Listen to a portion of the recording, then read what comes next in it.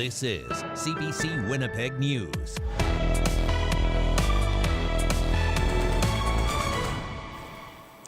Good evening. Thank you for joining us. The spring flood outlook for the Red River got a little worse today. Provincial flood forecasters raised the flood risk level for the Red River from moderate to major. But as CBC's Bartley Kivas reports, there's no reason to break out the hip waders just yet. Heavy machinery rolled on the roads late this winter in the Dakotas and Minnesota as a series of snowstorms blanketed the U.S. portion of the Red River drainage basin. There's a lot of snow that happened just about a month ago, and they've had a number of systems since that time. All that extra moisture south of the border is coming this way, and that means higher water on the Red in Manitoba. It's important to remember that 85% of the Red River watershed lies south of the border. The latest outlook from the province calls for major flooding on the Red. Precisely how high it gets will depend on weather. We're going to be preparing for the worst, but we're hoping for the best. The worst is not that bad. While every weather scenario this spring calls for the Red to spill its banks north of Morris, the river is not expected to rise high enough to threaten any Manitoba communities. Even the worst case scenario for this spring would make this Red River flood like the one in 2020. The province didn't even have to close Highway 75 that year. We don't expect to shut it down this year in the repeat of those levels. The risk of significant flooding almost everywhere else in Manitoba is low or moderate, including along the Fisher River, which slammed Peguis First Nation last year, and along the Winnipeg River, which wound up in a record flood in 2022. The focus this spring is on the Red, where every community is protected, either by ring dikes or by the Red River floodway. With the Red River floodway in operation, the Red in Winnipeg should not get much higher than 18 or 19 feet above normal winter ice level at James Avenue, right around where I am right now. That, in Winnipeg, is what we call a moderate flood. Bartley Kivas, CBC News, Winnipeg. Meteorologist John Sauder is standing by right now to sort of explain to us, John, why did they get so much more snow south of the border than we did here? Well, Janet, you know, it has to do with the storm track. And if you remember last year, we had an abundance of snow here in southern Manitoba. Well, this year, we're not only well below that, we are actually below normal here in southern Manitoba. You look at the storm track from back in 2022, and it was right over southern Manitoba. So snowstorms, rainstorms. We had the 6 Colorado lows in a row, if you can remember, and lake levels, especially east of the Red River Valley, were very, very high and stayed that way right through the season. The difference this year is that storm track is farther south, so most of these storms are just sort of grazing by southern Manitoba. Here's an example, and this is recent. This is yesterday morning, and that snow that I was predicting for northwestern Ontario, the southeast corner of the province, really hit the Red River Valley to the south of us.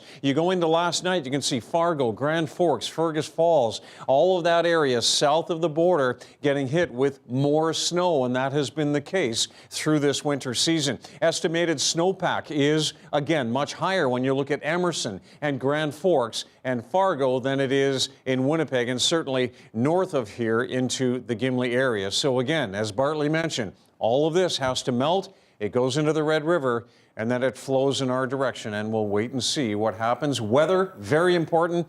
What we need now is a slow melt because we don't want this to melt quickly on frozen ground. Janet? Thank you, John. You bet.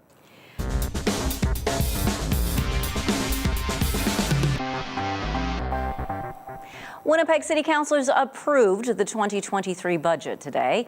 As CBC's Cameron McLean reports, it passed easily, despite concerns from some council members and community members that it doesn't do enough to support community services. In the end, the vote wasn't even close. The budget passed 14-2.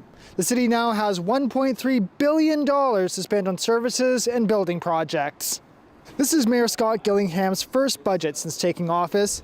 He says the overwhelming support for the budget reflects the hard work that went into preparing it.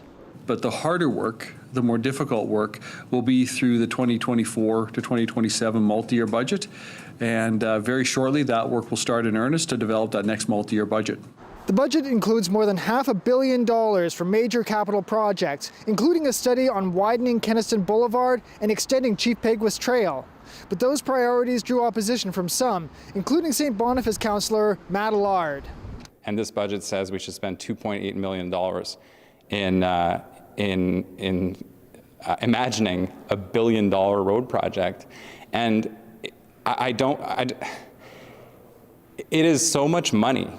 Allard brought forward a motion calling for a number of budget changes and said he would only support the budget if council approved a $200,000 grant to homeless outreach group St. Boniface Street Links. His motion failed to pass.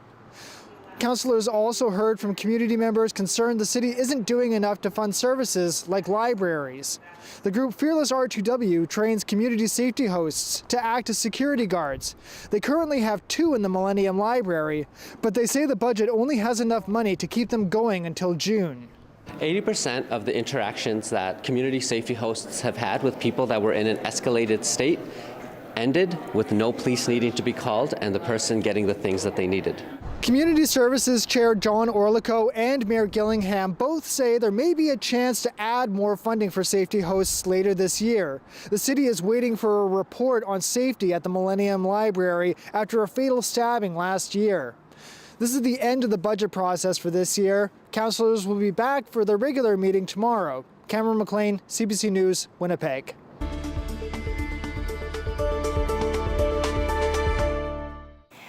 To the Manitoba Legislative Building now, where nurse resignations were the focus of question period. At least 6 nurses have now resigned from the Sexual Assault Nurse Examiner program at Health Sciences Centre. The CBC's Josh Crabb standing by live now in the newsroom with more on this.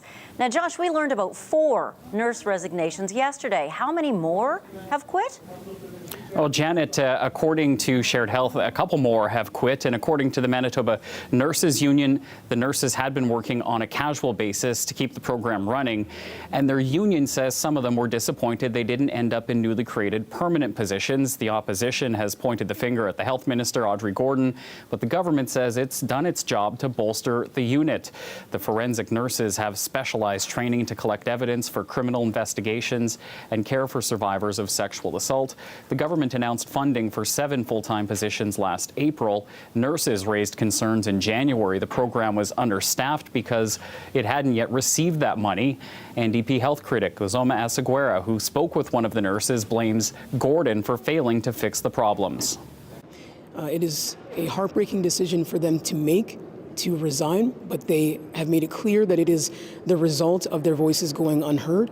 It is my expectation that Shared Health and the leadership that is responsible for completing the hiring and the staffing of this program will follow through on our government's commitment.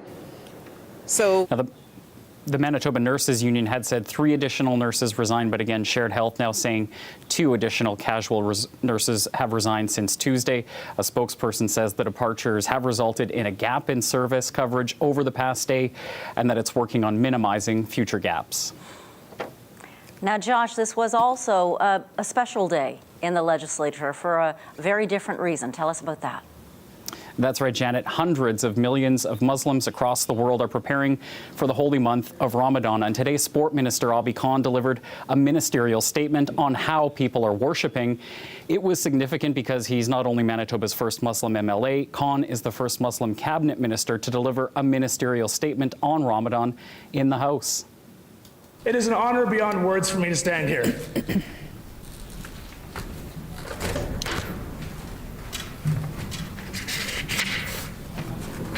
I know my late father is overcome with joy. Khan fought back tears as he shared details of how people are marking the holy month. People of Muslim faith were in the gallery to observe. The first day of Ramadan is Thursday, when worshippers begin to fast from sunrise to sunset. During Ramadan, Khan spoke of how Muslims engage in community services, communal prayers, and family gatherings. Rana Bakari, who previously led the Provincial Liberal Party but never held a seat in the legislature, says it was a significant moment. To watch him stand and speak these very important issues that we live in and that we breathe and that are critical parts of our faith, and to speak so proudly in the House was a really great moment for all of us. Khan encouraged everyone to be kinder and wished everyone a peaceful and happy Ramadan Mubarak. Janet. Thank you so much, Josh. CBC's Josh Crabb reporting live tonight. The Manitoba government has agreed to settle a lawsuit filed on behalf of former residents who say they were abused at the Manitoba Developmental Centre. If approved by the courts, the settlement will see the Manitoba government pay $17 million in a fund for residents of the Portage La Prairie facility. The proposed settlement contains other measures, such as an endowment fund. A court hearing has been scheduled for May to determine whether the agreement will be approved. The centre is scheduled to close next year. Ukrainians fleeing war say they are breathing a sigh of relief. The special Canada-Ukraine authorization for emergency travel was set to expire next Friday, with more than 300,000 applications still in the queue. There was a lot of concern time was running out, but today the federal immigration minister announced an extension. Karen Pauls reports. Canada will continue to support you. It's news Ksenia Kistyakova has been waiting to hear. We are announcing an extension to the Canada-Ukraine authorization for emergency travel. After arrival, so we still have a even chance. though it may be The day Russia invaded Ukraine, she and her family fled. They applied for the emergency travel visa when Canada launched the program last March. Kistyakova, her husband, and their son were approved and arrived in Winnipeg in September. Her mother was approved later but stayed in Germany with her dad until last week. We had a lot of concerns because we didn't know what will happen next after the the end of March, and we decided to bring my mom here, and then we will think how to bring my dad. Under the extension, Ukrainians have until July 15th to apply at no cost. Anyone who already has a visa has until March 2024 to come to Canada. Those already here have until then to change their temporary status. Settlement and language services, financial support, and short-term accommodations have also been extended. But still, hurdles remain.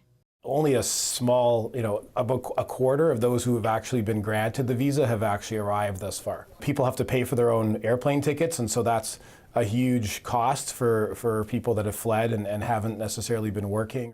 Statistics show nearly 10,000 Ukrainians have arrived in Canada every month since the program was launched. We've never needed more people, whether they were. And those newcomers are filling crucial job vacancies. Canada's at a sort of peak level of labor market need in every province across the country, in a whole variety of occupations across the labor market. Back in Winnipeg, Kistyakova shares the good news with her dad. He was happy and hopeful he will soon be able to join his family here in Canada. Karen Pauls, CBC News, Winnipeg.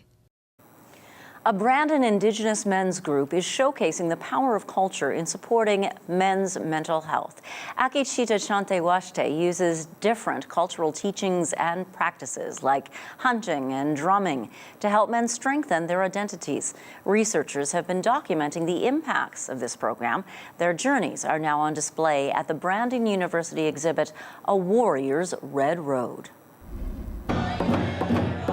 The development and growth that we were able to see in all of these men over that period of time is just astounding. And tonight, we get to see that on our walls. We get to share that story with our community. I moved to Brandon, and I wasn't in a really good place when I moved here. I fell into addictions when I got here. We got to go hunting, we got to go fishing, snowshoeing. We actually did some ribbon shirt making, and that's where I found my talent was sewing. So everything just came to me just naturally, and then I started making ribbon shirts, and I make them now. One of the things that we don't see enough out there in society or within our communities are safe space for men to be able to reconnect, reclaim a little bit of who they are and re-educate and reawaken that spirit. And through tradition and through ceremony, we've been able to do a lot of those things plus some. We need to do this because there's a lot of men out there suffering. They don't know their identity, especially when they're incarcerated. They come out, where did they go? So it's like a cycle. So they need to break that cycle and start coming out to the men's group.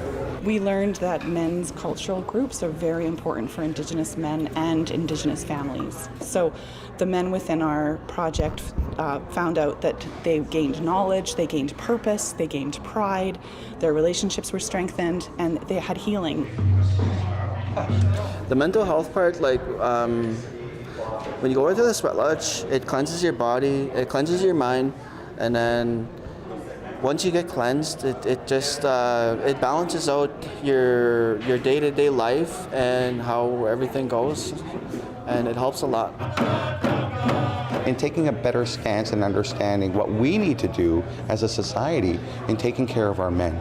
Because when we take care of our men, we're taking care of our women, and we're taking care of our children, and we're taking care of the next generations that are walking behind us.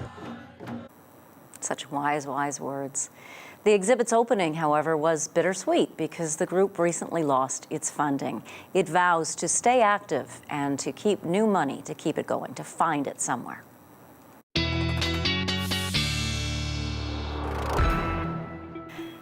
Meteorologist John Sauder joins us once again. You say we could see some fog. Yeah, you know what? It'll be patchy fog if you see it, so some people will see it and some people won't. It's called radiation fog. Sounds scary. That's the part where you ask me, what is radiation? What's radiation fog, John? Perfect question, Janet. I'm going to explain right here. When we talk about radiation fog, we're talking about the heat that is gathered during the day from the sunny sky that we had all day, kind of radiating away in space, into space, and that happens on clear nights. And that is one of the ingredients when we're talking about radiation fog. Clear skies, calm winds, and winds will be dropping, and then we've got all this kind of moisture lying around. I can see the puddles across the street right now from downtown Winnipeg. So if that happens and the temperatures drop quite rapidly, we will see some condensation at the surface or relative humidity at 100%, and that's a cloud sitting on the ground, and that, my friends, is fog and radiation fog. So -3 today, that was the forecast high. -4 now. Winds are still a little strong for fog to form. Westerly at 26, but the winds under these clear skies will drop off tonight. It's been a nice sunny day across the north as well. There's that stormy, snowy system that is well off to the east of us now, and the cloud is just clearing out of areas like Kenora and starting to break up in the Dryden area as well. But clear skies heading into tonight. The forecast model kind of looks at the foggy situation as cloud cover, but we do clear up, and we will look at some sunshine through most of Thursday. And then on Friday, clouds start to build back in again. Oh, by the way, 2 to maybe 4 centimeters of snow from Lynn Lake tomorrow across into the Thompson area. And as we get into later on Friday, we start to see little patches of snow on into the evening hours, and that only represents about 1 centimeter or less of snow Friday night into Saturday. So really weak disturbance moving through then, and it will shift the winds from south on Friday to north on Saturday. But tonight we've got a risk of some patchy fog. Overnight lows and the morning temperature at about -16, but winds are light, so fairly comfortable, and much less in the way of wind tomorrow, but south still around 20 to 30 and a high of -3. And then as we go forward, the next few days were 0 Friday, and as the winds shift around behind that disturbance, Saturday's at -2, and Sunday, Janet, is at -3. And right now the normal high is +2, so we're falling short a little bit as we head into the weekend. Just a bit. Thanks, John. We'll see you a little bit later.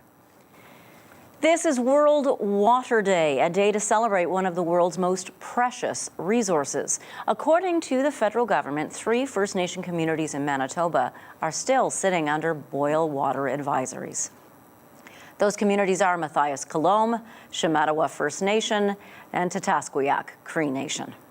The Lake Winnipeg Indigenous Collective was one of the Indigenous organizations invited today to address the Federal Provincial Steering Committee charged with improving the health of Lake Winnipeg and its watershed. It was the committee's first official Indigenous consultation. I spoke with the director of the collective this afternoon. Daniel Gladue-Canoe, thank you for joining us. Thank you. Thanks, Janet.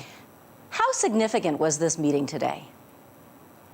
Well, today was the first meeting, hopefully the first of many.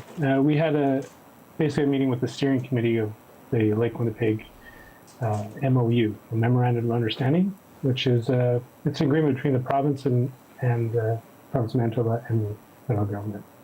And this was the first time they had Indigenous people in a meeting with them. Yeah, so I think it's the first time, and there were some tense moments. So I think we can get into that if you want.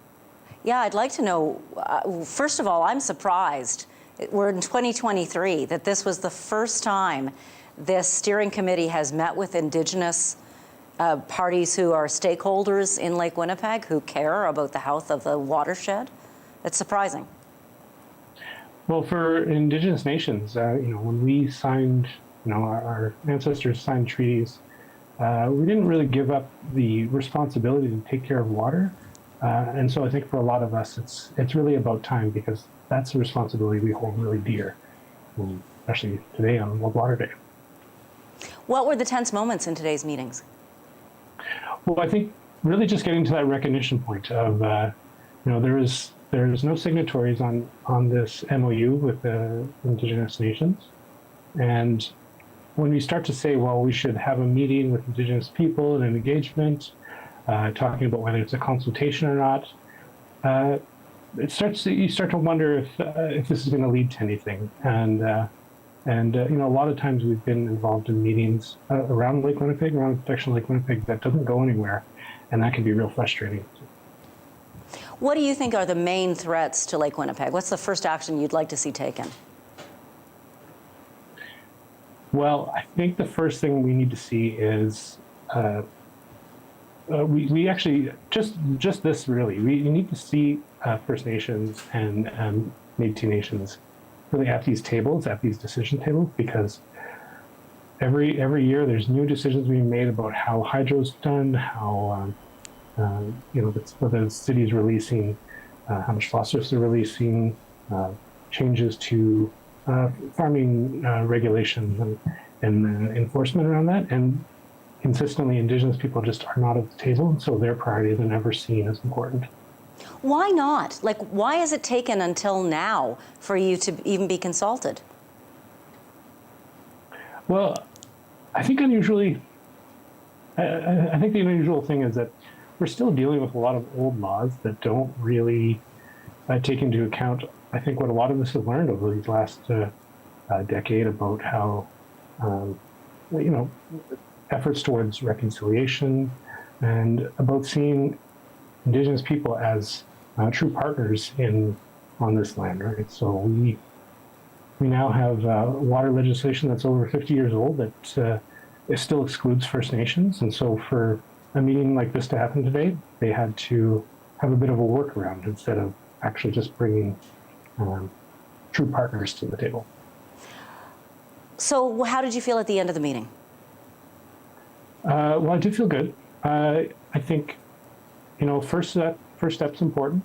I think I heard a lot of difficult questions being posed of the both provincial and federal public servants, and they didn't shy away from it. I don't think they have the answers yet, and it may still.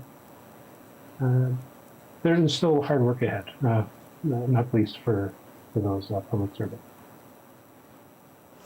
But you're glad they're at least listening. Yeah, absolutely. Daniel, glad you canoe. Thank you for joining us. No problem. Via Rail is apologizing after a security guard told a Muslim man not to pray at a station in Ottawa. Part of that interaction was caught on camera. We'll have more on the official response after the break. You're watching CBC Winnipeg News.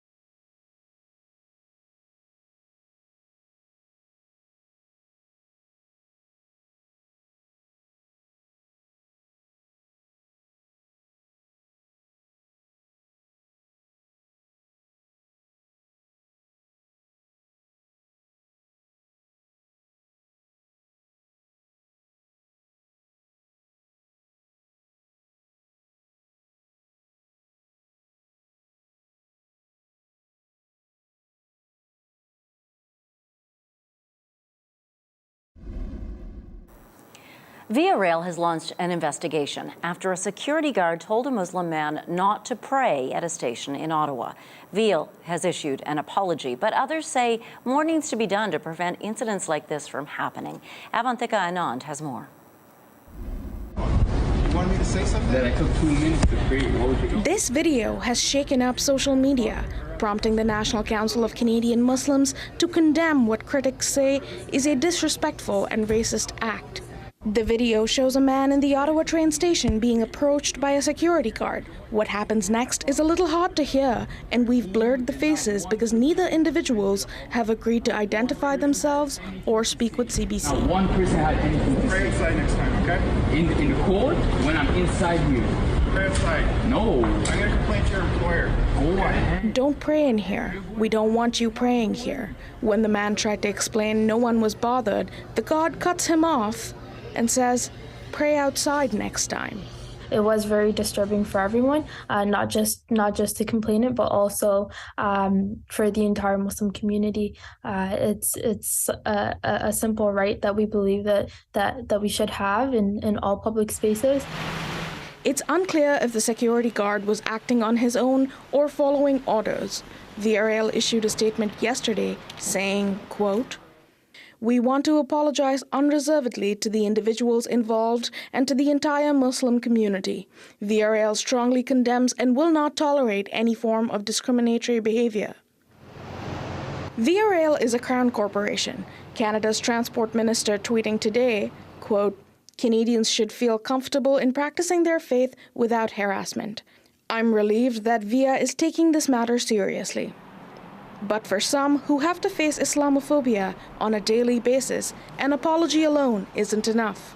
Individuals in positions of authority at the Via Rail train stations need some sort of training, anti-Islamophobia or anti-racism training. Don't bring here. We don't want you praying here. You're bothering our other customers, okay? In its statement, Via Rail says it's investigating the incident before taking any further action. Avantika Anand, CBC News, Ottawa. After nearly 15 years of negotiations with the federal government, some members of the Canadian military are going to get help with housing costs. A new subsidy program aims to keep accommodation affordable, especially for new and junior members. But as CBC's Ashley Burke reports, more than 7,000 military members currently receiving the housing allowance won't be eligible anymore. In Comox, BC, some military members have been told to consider contacting Habitat for Humanity if they can't find affordable housing. In Borden, Ontario, some families are sharing homes. And in Ottawa, junior members are struggling to pay for somewhere to stay during training. The high cost of military housing is considered a top issue in the Canadian Armed Forces and has been at the center of negotiations for 14 years. Now the military has told its members it's reached a deal for a new housing benefit set to start in July. But it will mean that some military members who are already receiving a housing allowance will be cut off.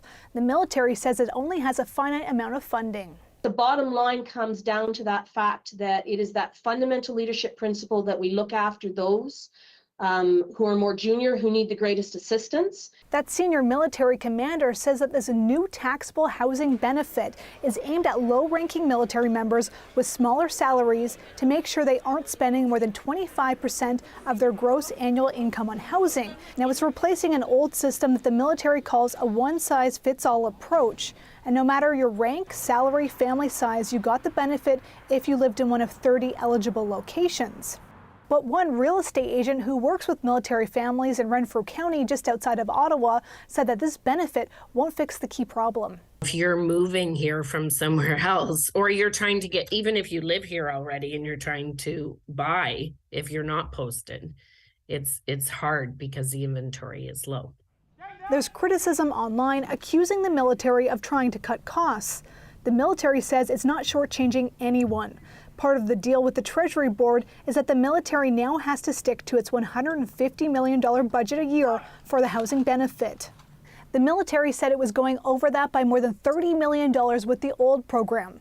But that isn't sitting well with military members who, come July, won't be getting this benefit. Ashley Burke, CBC News, Ottawa. As Ottawa investigates claims of political interference by the government of China, many Canadians are dealing with a more pressing issue. Chinese Canadians, who spent years warning Ottawa about potential meddling, are now afraid of growing racism. CBC's Lisa Shing has more. Amazing, thank you. There's a lot more on Karen Tang's mind lately than just the day-to-day work at Edmonton City Hall. I can almost sense some of the stereotypes that might come with it, or questioning or skepticism. Oh, are you one of them? As one of the first diverse women elected to council, I would hate for something like this to set back the progress we have made. She's worried about how claims China interfered in Canada's elections may reflect on her and other Chinese Canadians. If there is this misconception that you're somehow being controlled by some foreign government, then there's less chance of winning. Vancouver has elected its first Chinese Canadian mayor. Vancouver Mayor Ken Sim has hit back at a Globe and Mail report that named him, claiming the Chinese consulate meddled in the municipal election there last year. If I was a Caucasian male, we're not having this conversation. Global News reported Ontario MPP Vincent Ke has ties to Beijing, which he has denied. Now there are growing concerns the allegations will dissuade Chinese Canadians from running for office. It will create a chilling effect for anyone even considering running for office. Henry Yui is one of several academics who have signed an open letter to Special Rapporteur David Johnston, charged with looking into the alleged interference. They're urging him to recommend anti-racist education and to not stigmatize any one group or country. Don't make it a Chinese problem. Don't just focus your scrutiny on one set of people. Because there's already a cultural legacy that engaging in politics is risky, scholars fear that singling out China will mean a lack of diversity at the table and a hit to Canada's democracy. Lisa Shing, CBC News, Toronto. Authorities have blocked internet access and restricted gatherings across northern India in an attempt to locate one man, a Sikh separatist leader. Idil Musa has details on the search that has affected tens of millions of people in Punjab. Police in India's Punjab state are desperately trying to find Amarit Paul Singh. For a fourth straight day, authorities have blocked internet access for about 27 million people to prevent unrest as police continue their manhunt of Singh. The self-styled preacher openly supports the Khalistan movement, which seeks to create a sovereign state for Sikhs in India. Violent clashes have erupted over the years between followers of the movement and the Indian government. But Singh claims his true fight is against drug abuse, which has ravaged India's northern state. I'm standing with my own people. There will be consequences, I know that. But what I can do? You want me to be silent, let my people die? I can't do that. One expert says Singh's anti-drug stance is resonating with younger Punjabis. His message was that youth need to get off drugs and return to their roots. And he was actually quite successful. Last month, hundreds of Singh's supporters stormed a police station, demanding the release of an aide who had been arrested. Now, he and his supporters stand accused of attempted murder, obstruction of law enforcement, and creating disharmony. Police say more than 100 people have been arrested since Saturday. Some experts say targeting Singh and his followers is about India's Hindu nationalist government silencing dissent. In fact, minority communities, whether that's the Sikh community or Muslims or Christians, they've all been saying for a very long time that they're under siege. Punjab's High Court is now demanding to know how Singh managed to elude a police force with 80,000 officers for days. The court has ordered the state government to submit a report on search operations, which it's calling an intelligence failure. Idil Musa, CBC News, Toronto. The secret to good tea is a very personal story about a mother-daughter relationship. Coming up, we're going to speak with the playwright Rosanna Dearchild about why she wanted to share this personal story on stage. You're watching CBC Winnipeg News.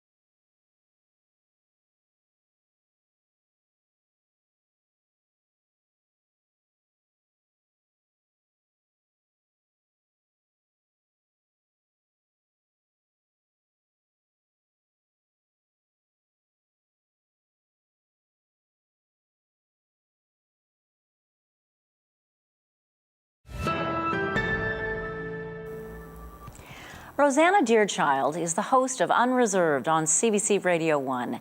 She is Cree from the Opipon Napiwan Cree Nation in South Indian Lake in northern Manitoba. She is a poet, an award-winning one, and now also a playwright. Her first play, The Secret to Good Tea, will premiere this evening at the Manitoba Theatre Centre, the Royal Manitoba Theatre Centre, the John Hirsch Main Stage. This story is a very personal one. It's about a mother and daughter relationship and also the trauma caused by residential schools. CBC's Marcy Marcusa spoke with Rosanna Deerchild about this on Information Radio. Anytime you go into an Indigenous community, many Indigenous communities, you will find a pot of tea on the stove. People chucking in tea, then you grab the mason jar and you put your cream and sugar in there, and it's too sweet and it's too creamy, but you drink it because it's delicious. And then you have, that visit, and you hear the stories, and you get the updates about the family and the community and what's been going on. So that is sort of the ceremony of tea in Indigenous community. And I felt that it was important to have that in there. The Secret to Good Tea is more about the intergenerational trauma and the effects and the ripples that happened as a result of the Indian residential school system here in Canada, because it just didn't end when the last school closed.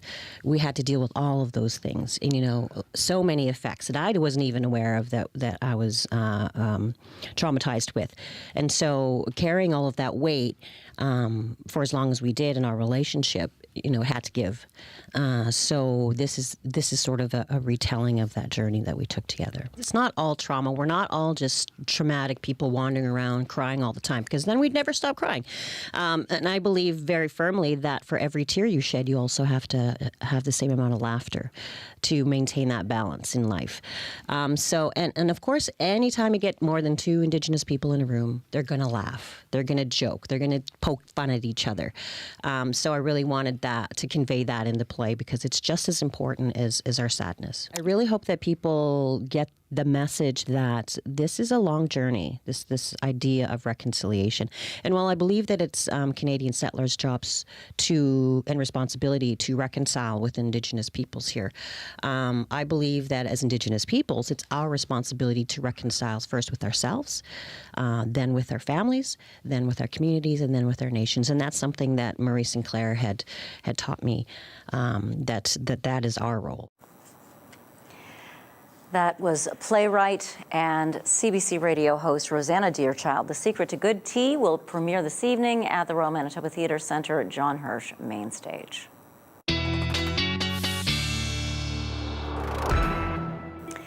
Time to check in again with meteorologist John Sauder. Yeah, nice sunny day, even up into northern Manitoba. Just bright sunshine everywhere. Once that little system moved off, did you shovel this morning a little bit? No, I just walked through it. It wasn't enough to shovel. It's just, it was only about a dusting. As forecast. All right, let's have a look at the temperatures. And you're going to find it quite warm downtown. At the airport now, -4, got to -3 today. But look at the current temperature downtown. Yeah, the buildings the concrete in the buildings and in the city kind of soaking up some sunshine, warming us up a little bit. Selkirk, though, at -1. It's -5 down the road in Morris. As you can see here, same temperature in St. Laurent. At -3 in Eli and in Portage, and you can see the temperatures out west around -5. We're all pretty much in the same temperature range here in southern Manitoba. To the north, where the sun was shining, this is one of the milder days we've seen so far this spring season, or I should say since March 1st, but still cool -18 in Churchill. Now tonight, you can see the cloud from the system moving away and already starting to clear in northwestern Ontario. So a few flurries still possible, I think around Fort Frances, Dryden, maybe Red Lake, but then we're looking at mostly skies clearing. It'll stay cloudier overnight in the Red Lake area, and then we've got that chance for some patchy fog here across the southeast with clear skies, temperatures really diving. Normal overnight lows would be closer to about a -9. Same with southwestern Manitoba, fairly clear to partly cloudy, mid-teens. Swan River only down to -12, and then to the north, we're looking at pretty quiet conditions. There will be a little bit of light snow starting up in Lynn Lake, and then tomorrow that turns into 2 to 4 centimeters of snow.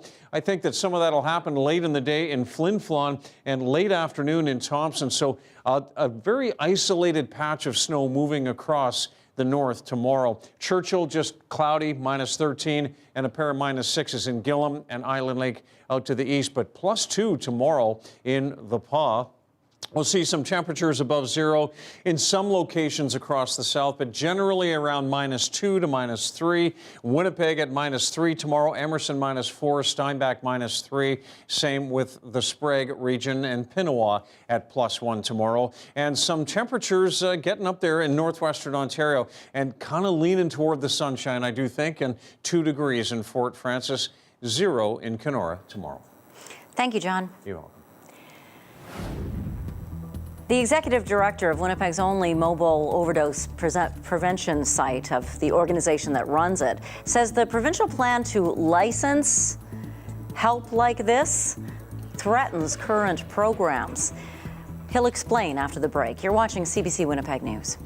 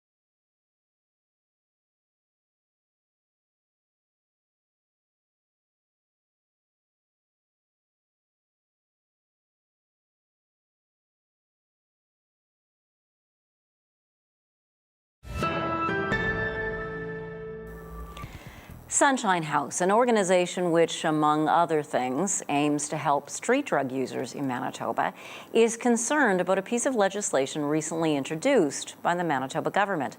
I spoke with the group's executive director this afternoon to learn why. Levoy Foy, thank you for joining us. No problem. Thanks for having me. Why are you concerned with Bill 33? We have some concerns with Bill 33 because it's really vague. That's one of the concerns. There's no real clarity on some of the things that should be pretty specific in there, particularly for us, around the role and the power that a director might have. Bill 33, it looks like it might be opening the door to more services like supervised consumption sites or overdose prevention sites, but really it's not. Nothing can really happen until 2025 if it passes. And it wasn't done in any kind of collaboration with many of us who are on the ground and providing these services right now. So that's a problem, because I don't understand how you can draft up legislation without actually having communications with people who are doing the work right now. We are the only kind of provider providing an overdose prevention service in Manitoba. And no, we were never contacted by the province in any of the consultations in the drafting of this legislation, which is pretty strange because it does mention our service or services like ours, I think 8 times in the bill. How busy is this RV that you have, which helps people who have concerns about the drugs they may have taken? So the RV is really busy, and it's only getting busier. Yesterday they had over 100 visits in a very brief, 6-hour span, which is pretty alarming considering considering you can only have 2 or 3 people using the service at the same time. So many of those folks were coming and just grabbing harm reduction supplies or grabbing things like drug testing strips, maybe some condoms, grabbing some coffee. But 23 people were able to use the site for some of those supervision services, which is pretty great. Because at least they trust us and that it's a safe environment and people are comfortable using in that place.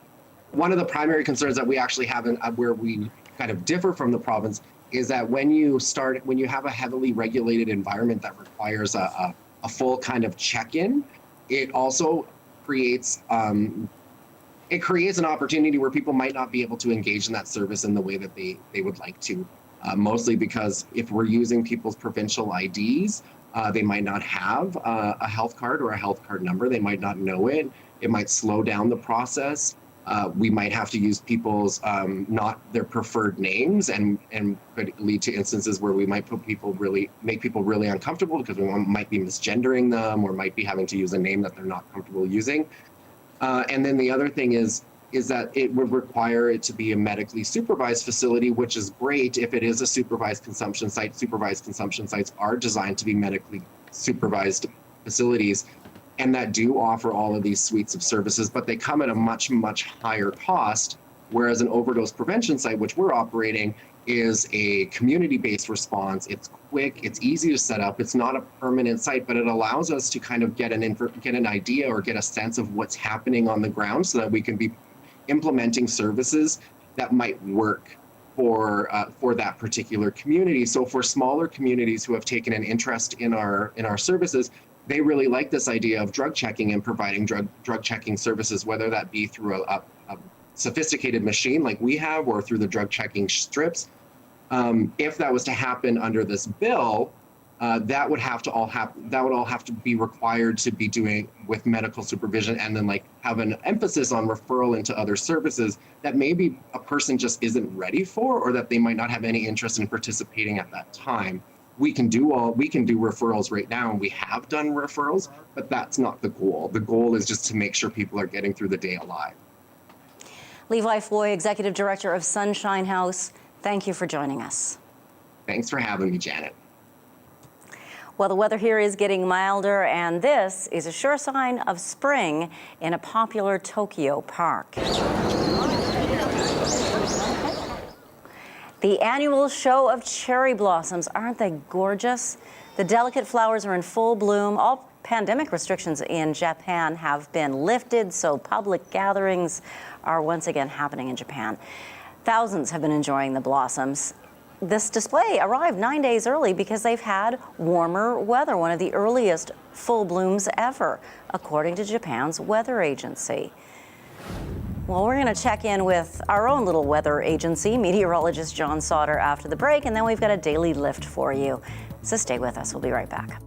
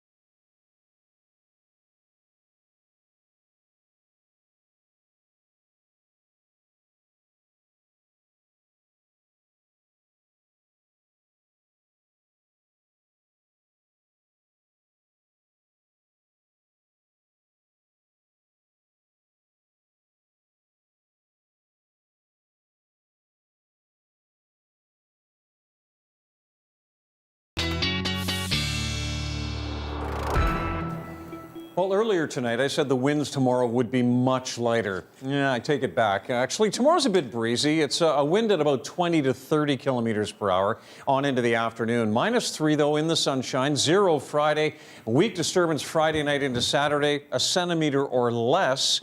And then we get through the weekend and we get into cooler weather on Monday to start next week, and we stay kind of below seasonal through the middle of next week. Janet, I know nothing brightens your day like baby animals. That's true. Even a baby that's already taller than I am. Yes, of course. Here's your daily lift.